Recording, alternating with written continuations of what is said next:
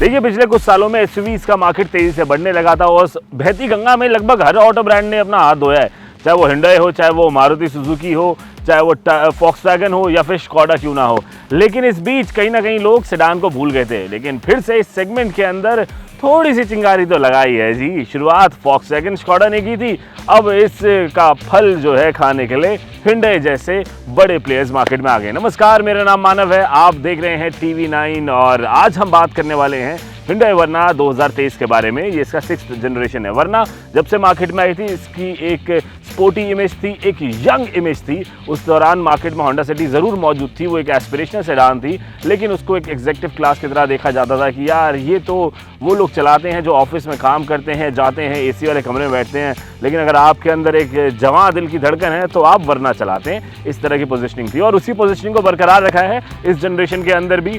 थोड़ा सा पहले हम डेटा के ऊपर बात कर लेते हैं। देखिए एक सेगमेंट है 4.4 मीटर से 4.5 मीटर का, उसको कहते हैं मिड हाई सेडान सेगमेंट है। जो उसके अंदर में क्या दिक्कत आ रखी थी कि वहाँ पे गाड़ियाँ तो काफ़ी सारी थी, लेकिन अभी मार्केट में उसमें से कुछ खाली एक सियाज बची है। उसमें गाड़ी कौन सी थी? जो पुराना जनरेशन वर्ना का था वो थी, स्कोडा की रैपिड आती थी, वेंटो आती थी, सियाज आती थी, अभी उसमें सिर्फ सियाज बची। फिर एक सेगमेंट आता है 4.5 से 4.6 मीटर का, इसके सेगमेंट के अंदर कोई भी गाड़ी नहीं थी, ये पूरा सेगमेंट खाली था। उसके ऊपर एग्जीक्यूटिव सेडान का सेगमेंट आता है जहाँ पे स्कोडा की ऑक्टाविया आती थी, इलेंट्रा जैसी गाड़ियाँ आती थी, और वहाँ पर भी सिर्फ अब एक आधा प्रोडक्ट ही बचा है, वो भी ज़्यादा प्रोडक्ट मार्केट में बंद हो गए हैं। तो हिंडई ने इस बीच अपने लिए स्पेस देखी, एक सेगमेंट क्रिएट कर लिया अपने लिए, मिड लार्ज सेगमेंट इसको वो लोग कह रहे हैं, और 4.5 मीटर से 4.6 मीटर की गाड़ियाँ इसके अंदर आएंगी और यहाँ पर सिर्फ इकलौती वर्ना है। तो ये नई नवेली वर्ना है जी, इसके अंदर बहुत सारी खूबियाँ हैं और बहुत सारी खामियाँ भी होंगी। बिल्कुल, आइए इसके बारे में आपको बताते हैं, लेके चलते हैं इसकी ड्राइव पर, और साथ साथ आपको गाड़ी का पूरा रिव्यू भी देते रहेंगे और ड्राइव इंप्रेशन भी देंगे,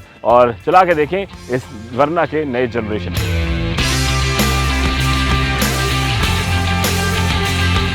तो चलिए जी, हिंडई वर्ना 6th जनरेशन 2023 में जो ये लॉन्च हुआ है, इसकी जन्मपत्री खोलते हैं और इसके बारे में आपको बता देते हैं। सबसे पहले तो गाड़ी की डिज़ाइनिंग के बारे में बात करते हैं। गाड़ी का डिज़ाइन बहुत ही ज़्यादा फ्रेश है, मतलब आपको ये गाड़ी या तो अच्छी लगेगी या ख़राब लगेगी, बीच में नहीं लगेगा कुछ। और वक्त के साथ साथ मुझे लगता है गाड़ी आपको सुंदर लगने लगेगी। इसका अगर आप फ्रंट प्रोफाइल देख लो क्या देखो फ्रंट प्रोफाइल अगर आप देखो तो वहाँ पर आपको सबसे पहली बात एक बहुत ही कमाल की चीज़ जो लगी मेरे को, और वही उसका परेशानी है, वो अच्छी लगती है बुरी लगती है, वो जो इसकी पूरी हॉरिजॉन्टल एक LED स्ट्रिप लगाई है। आपको पूरी end to end LED DRL मिलता है, जो कि देखने में बड़ा ही अच्छा लगता है। उसके ऊपर बहुत सारे मीम भी बन रहे हैं, हिंडई के डिजाइनर्स का मजाक भी उड़ाया जा रहा है, बट लेकिन डिज़ाइन अच्छा है। उसके अलावा नीचे आएंगे तो वहाँ पर आपको LED प्रोजेक्टर हेडलैम्प्स भी देखने को मिल जाते हैं। इसके अलावा आप और थोड़ा नीचे जाएंगे तो वहाँ पर आपको पैरामेट्रिक ग्रिल दिखाई दी है, जो कि हिंडई की नई डिज़ाइन लैंग्वेज है। जैसे फ्लूइड डिज़ाइन लैंग्वेज एक रखी थी उन्होंने, उसी तरह से भी पैरामेट्रिक इन्होंने शब्द दे दिया, और उसकी पैरामेट्रिक ग्रिल है। उसके नीचे ही एडास का सेंसर भी लगाया हुआ है, जो रेडार है एडास का, वो लगा है। एडास लेवल 2 गाड़ी के अंदर आता है। तो ओवरऑल फ्रंट लुक देखोगे आप तो आपको बहुत ही स्पोर्टी लगेगा, बड़ा ही यूनिक सा लगेगा। तो आपने देख लिया जी, बाहर से देखने में गाड़ी कुछ इस तरह से लग रही है, बहुत ही खूबसूरत। आगे की बात होगी, साइड में चल लेते हैं अब जरा। गाड़ी का अगर आप साइड प्रोफाइल देखोगे तो बहुत एरोडायनेमिक सी शेप उसकी बनाई है, और गाड़ी वाकई में काफ़ी ज़्यादा एरोडायनेमिक है, जो पिछले जनरेशन के मुकाबले अभी जो ड्रैग कोएफिशिएंट है वो भी कम हो गया। ड्रैग कोएफिशिएंट क्या मतलब, जो हवा गाड़ी से टकरा कर आ रही है उसको मापने का एक तरीका है। तो आप ये लगाओ अभी ज़्यादा बेहतर तरीके से गाड़ी हवा को काटती है, और उसकी वजह से परफॉर्मेंस बड़ी अच्छी होती है, क्योंकि हवा जितनी ज़्यादा गाड़ी से टकराती है, गाड़ी की माइलेज में फ़र्क पड़ता है, पावर में फ़र्क पड़ता है, बट अभी वो ड्रैग कोएफिशिएंट को कम कर दिया है। अगर आप फिर से साइड लाइन के ऊपर आ जाते हैं, वहाँ पर आपको कुछ कैरेक्टर लाइन्स दिखाई देंगी। ये इसी तरह की कैरेक्टर लाइन्स हमने हिंडई की टुक्सॉन में भी देखी थी, और अभी फिलहाल वर्ना के अंदर भी आपको उसी तरह की कैरेक्टर लाइन्स यहाँ पर दिखाई देंगी। आयोनिक 5 में भी इसी तरह की कैरेक्टर लाइन्स हैं। तो ये भी हिंडई की एक डिज़ाइन लैंग्वेज का पार्ट हो गया है। इसके बाद बात कर लेते हैं, एक बड़ी नई चीज़ है, अगर आप गाड़ी के डोर हैंडल्स देखेंगे तो वहाँ पर आपको क्रोम हैंडल्स नहीं मिलते हैं। तो सैटिन फिनिश के अंदर वहाँ पर आपको हैंडल दिया है, ग्रे कलर का हैंडल है, अच्छा फील है। टायर्स की बात करेंगे तो 16 इंच के टायर, 16 इंच के डायमंड कट अलॉय व्हील्स हैं, और गाड़ी की शेप के हिसाब से साइज एकदम परफेक्ट है। अलॉयस का डिज़ाइन नया है और काफ़ी सुंदर है, वो भी इंप्रेसिव लगेगा, आपको दिक्कत नहीं आएगी। अब चलिए मैं आपको ले चलता हूँ गाड़ी के पिछले हिस्से की तरफ। गाड़ी के पिछले हिस्से में जब आप जाते हैं तो वहाँ पर भी आपको कनेक्टेड LED टेल लैम्प दिखाते हैं। वहाँ पे वो H शेप वाले, जिस तरह के बिल्कुल हिंडई टुक्सॉन, हिंडई की वेन्यू, इन सब के अंदर जिस तरह से कनेक्टेड LED टेल लैम्प लगे हुए थे, उसी तरह से वहाँ पर आपको टेल लैम्प दिखाई दे जाएंगे। इसके बाद अगर आप पीछे देखेंगे तो बीचों बीच एकदम बैजिंग लगाई गई है, और पीछे जो स्लोप है ना बूट का, वो भी काफ़ी अच्छा है। और साइड में भी मैं आपको बताऊं, अगर आप साइड भी देखोगे तो अचानक से गाड़ी पीछे की तरफ झुकती हुई नजर आएगी। एक स्लोप डिजाइन किया गया है, वो देखने में शुरू में थोड़ा अटपटा लगता है, बट वो गाड़ी में आप देखते देखते आपको आदत पड़ जाएगी, क्योंकि गाड़ी की लंबाई बढ़ी है। तो मेरे को ऐसा लगता है कि बाद में उन्होंने सोचा को थोड़ा सा और बढ़ा देते हैं, और थोड़ा सा उन्होंने और डिजाइन को बढ़ा दिया। खैर कोई नहीं, लेकिन गाड़ी ओवरऑल प्रोपोर्शनेट है, अच्छी लगती है। तो कुछ इस तरह से देखती है बाहर से Hyundai Verna। इसके बारे में मैंने आपको बता दिया। आपको क्या लग रहा है ओवरऑल लुक के हिसाब से, ये आप हमें कमेंट सेक्शन में आके बताइए। अब गाड़ी के अंदर आ जाते हैं और गाड़ी के अंदर के फीचर्स के बारे में बात कर लेते हैं। सबसे पहले जो चीज़ सबसे पहले आपको दिखाई देती है, क्या दिखाई देता है गाड़ी में बैठती? सबसे पहले आपको दिखाई देती है MID screen, infotainment screen.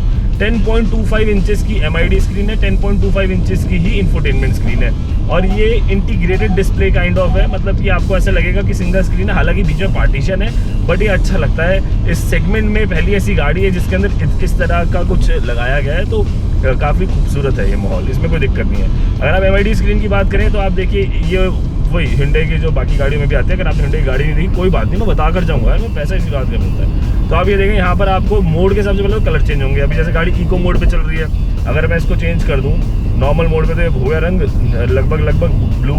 Sport mode पे कर दूँगा तो ये लाल रंग हो जाता है। अब बात कर लेते हैं इंफोटेनमेंट स्क्रीन की। अब यहाँ पर आप देखिए, ये बिल्कुल टिपिकल Hyundai के जो Hyundai का इंटरफेस होता है इंफोटेनमेंट स्क्रीन का, बिल्कुल वैसा ही UI यहाँ पर है, और जो टच है वो बहुत अच्छा है। ये देखो आप, स्मूथ है, मतलब आपको गाड़ी चलाते टाइम परेशानी नहीं होगी। इसके अंदर क्या कुछ मिलता है आपको मैं बता देता हूँ। इसके अंदर आपको पहले तो मीडिया की सारी चीज़ें मिल जाती हैं, एज इन अगर आप ये खोलोगे तो आपको रेडियो, ब्लूटूथ वगैरह ये सारी चीज़ें इधर दिखाई देनी शुरू हो जाएंगी। नेविगेशन मिल जाता है, मैप मिल जाता है। अच्छा, एप्पल कारप्ले, एंड्रॉयड ऑटो, ये सारी चीज़ें मिल जाएंगी। फ़ोन प्रोजेक्शन वगैरह यहाँ पर आ रहा है। इसके अलावा इसके अंदर वैले मोड भी है, गाड़ी आप वैले को दे रहे हैं तो वो कर सकते हैं। कि क्वाइट मोड क्या है, इसको खोल के देखो जरा। इसके अंदर sound is provided only to the front seat, volume is limited to the factory. अच्छा, तो इसमें क्या, क्वाइट मोड में खाली आगे वाले लोगों को गाना सुनाई देगा, पीछे वाले लोगों को गाना नहीं सुनाई देगा, वो सो सकते हैं गाड़ी के अंदर। ब्लू लिंक फीचर्स हैं, इसको आप गाड़ी को एलेक्सा से कनेक्ट कर सकते हो, घर बैठे बैठे गाड़ी स्टार्ट ऑन ऑफ, ये सारे फीचर्स हैं जो वो सब कर सकते हो।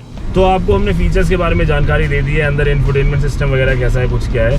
अब थोड़ा सा स्पेस के बारे में बात कर लेते हैं। पहले हमेशा ना एक बात कहते थे, यार Verna में जगह नहीं है, Verna में जगह नहीं है। अब Verna में जगह है, Verna नहीं है। आप समझ रहे हो इस बात को? नहीं भी समझ, कोई बात, मैं समझाता हूँ। देखो क्या है कि पहले के मुकाबले Verna का लेग रूम, नी रूम, शोल्डर रूम, ये तीनों चीज़ें जो हैं उनको बढ़ा दिया गया है। अगर मैं लेग रूम की बात करूँ तो 120 mm लेग रूम बढ़ा दिया है। अगर मैं नी रूम की बात करूँ तो वहाँ पर आपको तकरीबन 93 mm की बढ़ोतरी मिलेगी, और शोल्डर रूम 25 mm तक बढ़ा दिया गया है।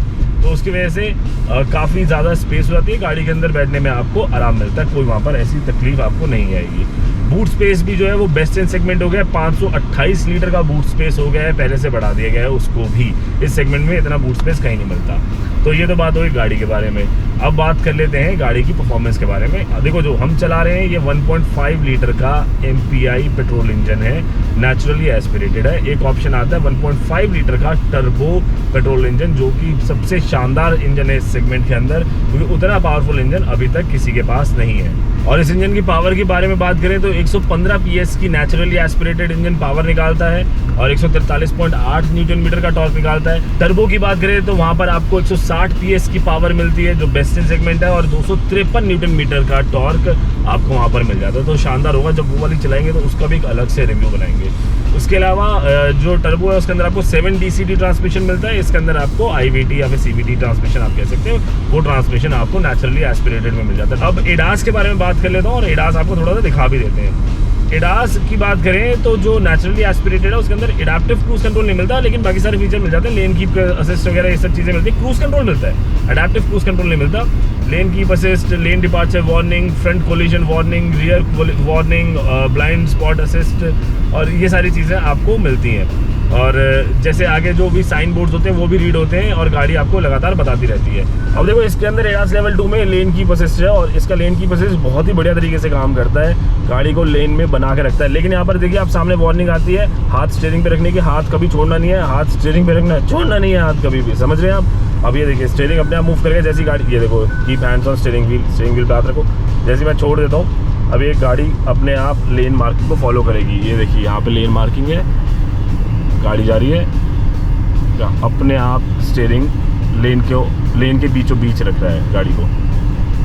और इनफैक्ट अगर जब तीखे मोड़ भी आते हैं ना, वहाँ पर भी स्टीयरिंग बहुत ही आसानी से, बहुत ही स्मूथली अपने आप को मोड़ने लग जाता है। और ये सेफ्टी के लिहाज से अच्छा है, लेकिन लोग इसका अक्सर दुरुपयोग करना शुरू कर देते हैं, तो वहाँ पर जो है दिक्कत आ जाती है, वो नहीं करना चाहिए।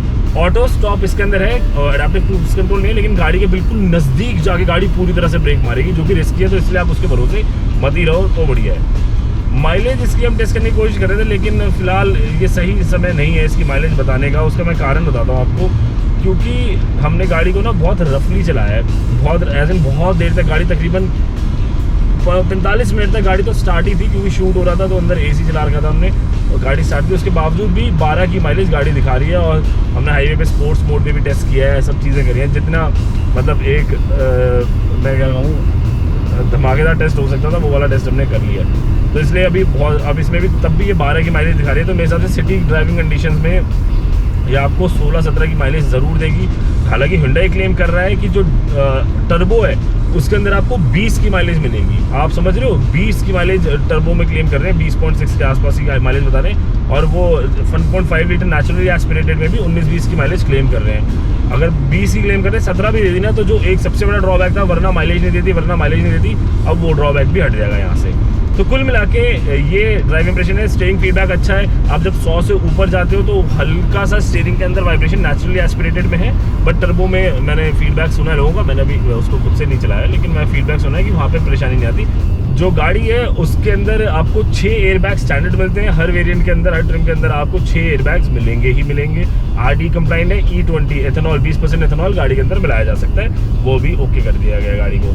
प्राइसिंग की बात करें तो 10,90,000 रुपये से कीमतों की शुरुआत हो जाती है। प्राइसिंग हमने आपके लिए सारी सामने लगा दी है, हर एक वेरिएंट, हर एक ट्रिम में कि कितने इसकी कीमत है, और 17 लाख के आसपास इसका टॉप एंड वेरिएंट जाता है।